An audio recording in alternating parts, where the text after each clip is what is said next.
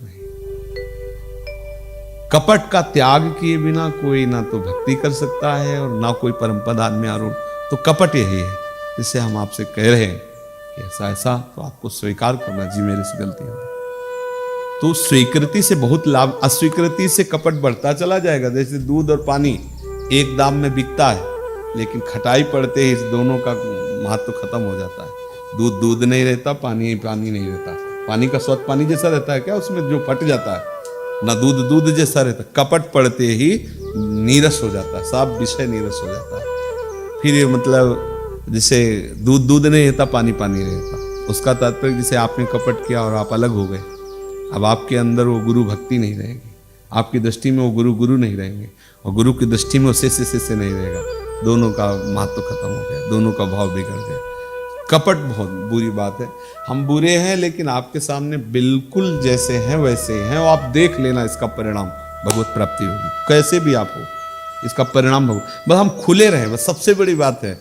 मोहि कपट छल छिद्र न भावा। जो हम दोष करते हैं, कपट करते हैं, वो प्रभु को अच्छा नहीं लगता। जो उनको अच्छा नहीं लगता वो हमारे अंतःकरण में क्यों रहने देंगे? अब केवल अंतःकरण सामने रख दें, उनके समर्पित कर दें, उनसे दुराव न करें। अगर प्रभु बोलते नहीं है प्रगट में, गुरुदेव रूप में बोलते हैं, तो हम अपने गुरुदेव के सामने रहें ऐसे। थोड़ा वो हमें डांटेंगे, थोड़ा हमें दंड देंगे, तो हमारे मन का परिष्कार हो जाएगा, बस इतना है। और इस बात पर कपट किया जाता है। इस बात पे फिर क्या होता है, प्रकृति दंड देने लगती है। ये हमने देखा, प्रकृति ने ऐसा विरोध किया, प्रकृति ने ऐसा समय उपस्थित कर दिया, सब ऐसे मिटिया मिट कर दिया। वो प्रकृति बहुत बलवान है, इसलिए सब सावधान रहो। बहुत अमूल्य जीवन है। इस कुछ न, हम आपसे सही कहते हैं, कुछ भजन हो तुम्हें, चिंता की बात नहीं। जो आप भगवद आश्रित हो ना, मेन चीज होता है आश्रय।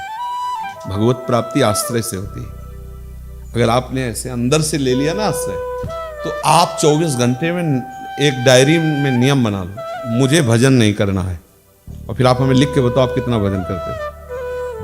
आपको नहीं करना, फिर आप हमें लिख के बताओ होता क्या 24 घंटे।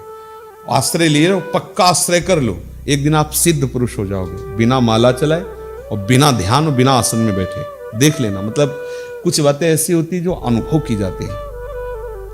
जैसे मतलब हम अपनी बात अंतःकरण की कहते हैं कि तो ऐसे जैसे बैठे रहते हैं, ऐसे पता नहीं रील कहाँ से कहाँ फिट हो जाती है, एकदम विकलता हो जाती है, ऐसे रोना धोना शुरू, एकदम विकलता। तो हम लोग देखते हैं कि हम कोई चिंतन नहीं कर रहे, हम कुछ मतलब अपने आप बैठे हैं, अपने आप कोई ना कोई लाइन चल रही, कोई पद चल रहा, कोई कनेक्शन हुआ, कोई बात आ गई, कोई ना कोई दृश्य आ गया, कोई न, क्यों आ जाता है? आश्रय है ना, वो आश्रयदाता भेजता, सच्ची मानो वो भजन भेजता है, वो ध्यान भेजता है, वो स्मृति भेजता है। हमने देखा है, वो स्मृति भेजता है। एक जरा सा दृश्य आया और तुरंत उठा करके अपने में खड़ा कर, इधर ये चल रहा है, इधर ये चल रहा है, डूबे हुए, तो देखा आश्रय। बाहर से कोई घटना, कोई भी घटना, छोटी से छोटी घटना, तुरंत वो अंदर में अपने आश्रय में, सिर्फ आश्रय। बहुत बार बताया कि सुग्रीव जी में कोई भी ऐसे महान महिमा में सद्गुण नहीं थे कि वो भगवान मर्यादा पुरुषोत्तम श्री राम जी के मित्र बनते। उनके आचरण उन्होंने अपने किष्किंधा में दिखा दिए जब राम जी प्रवर्षण पर्वत पे विराजमान थे। केवल हनुमान जी की कृपा से आश्रय, भगवद आश्रय लिया तो उसी समय से अपने समान सुग्रीव को कर लिया, अपने समान। यही भगवान की भगवत्ता की महिमा है। और आचरण फिर भी वैसे प्रमाणित नहीं कर सकते आप कि भाई भगवान का दर्शन, भगवान से संभाषण, अग्नि को साक्षी करके भगवान ने मित्र बनाया।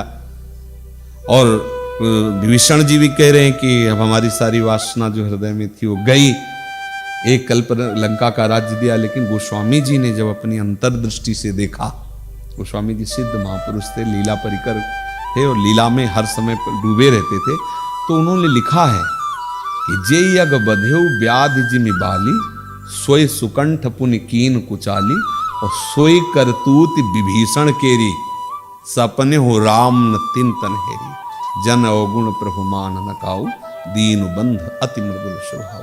दीन बंधु अति मृदुल सौ।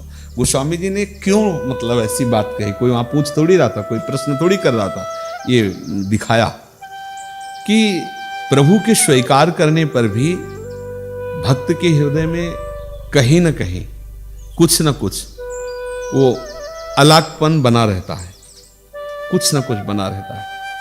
अगर वो अलगपन ना रहे तो जैसे हनुमान जी महाराज हैं, उन्होंने दिखा दिया कि रोम रोम में सिया राम रमे हुए, कहीं भी किंचन मात्र भी कोई भी वासना नहीं, कोई भी किंचन मात्र कहीं पूरे हनुमान जी के जीवन में कहीं ऐसे अंगुली नहीं रख सकता।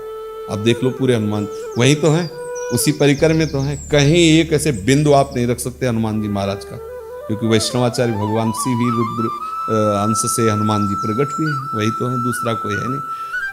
अब जैसे अक्रूर जी हैं, थोड़े अंश में कहीं ना कहीं समर्पण में कुछ न कुछ, तभी तो महत्व बुद्धि आई समंतक मणि में, तभी तो काशी समंतक मणि लेकर के ऐसा कैसे हो सकता है।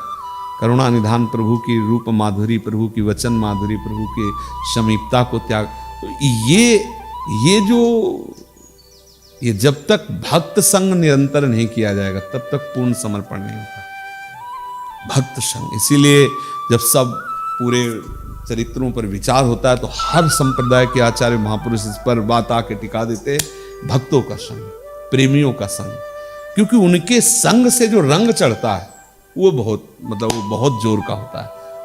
अगर सुग्रीव जी को कुछ भी प्राप्त हुआ तो से हनुमान जी की कृपा प्रसाद से, परम भागवत कृपा, नहीं तो स्वयं में तो वो कोई ऐसे आचरण नहीं प्रस्तुत किए, ऐसी कोई भक्ति नहीं प्रस्तुत की जिससे भगवान श्री राम उनको ये पद दें। अयोध्या में भरी सभा में कहते हैं इनके बल से हमने रावण पर विजय प्राप्त। भगवान श्री राम सभा में उनका सम्मान करते हैं, तो आश्चर्य होता है कि मतलब कैसा स्वभाव हमारे प्रभु का है। तो हमें बस ये बात करनी है कि आश्रय तत्व पर हमें कहीं भी कमजोर नहीं रहना है, तो सब ठीक हो जाएगा, सब हो जाएगा। आप जैसे भी हो वो भगवत प्राप्ति के योग्य हो, केवल आश्रय तत्व पर, आश्रय पर बड़ी सूक्ष्मता विषय है। हम किसी क्रिया के परिणाम स्वरूप असीम अनंत महिमा वाले प्रभु को प्राप्त नहीं कर सकते। ये आप लिख लो, किसी भी क्रिया एक सीमित वस्तु है, सीमित है, प्रारंभ होती है और उसका अंत होता है। प्रारंभ और अंत वाली क्रियाओं से अनंत की प्राप्ति नहीं होती। आप अनंत के हैं, बस इसी स्मृति की जागृति से आपको भगवत प्राप्ति होनी। अर्जुन जी पूरी गीता सुनने के बाद एक ही शब्द कहा, नष्टो मोहा स्मृतिर्लब्धा, हम प्रभु के हैं। फिर आप चमत्कार देखो, भजन कैसे होता है, स्मृति में कैसे प्रभु आते हैं। हर कोई भी ऐसा सेकंड नहीं है जिसको अंतःकरण में पाया जाए कि प्रभु से अलग है। मतलब कुछ बातें ऐसी होती है जो बताने की चेष्टा भी करे तो नहीं बता सकते। और जिसे झांकने पर देखा गया कि अंतःकरण का कोई भी क्षेत्र ऐसा नहीं, एक सेकंड भी जिस पर प्रभु का अधिकार ना हो। हर वृत्ति पर श्री कृष्ण, हर वृत्ति पर किशोरी जो अधिकार किए हुए बैठी है, छाई हुई है। तो ये किसी साधना का परिणाम नहीं हुआ। जैसे कहा जा सकता है कि भाई कोई बचपन से भजन में लगा है तो अब तक ऐसी स्थिति प्राप्त हुई, ये बिल्कुल आप मान लीजिए, इसका कोई महत्व नहीं है। ये जरूर है कि बचपन से महात्माओं का संग मिला, उस संग से राज से समझ में आ गया, वो राज से आप अभी समझ लीजिए।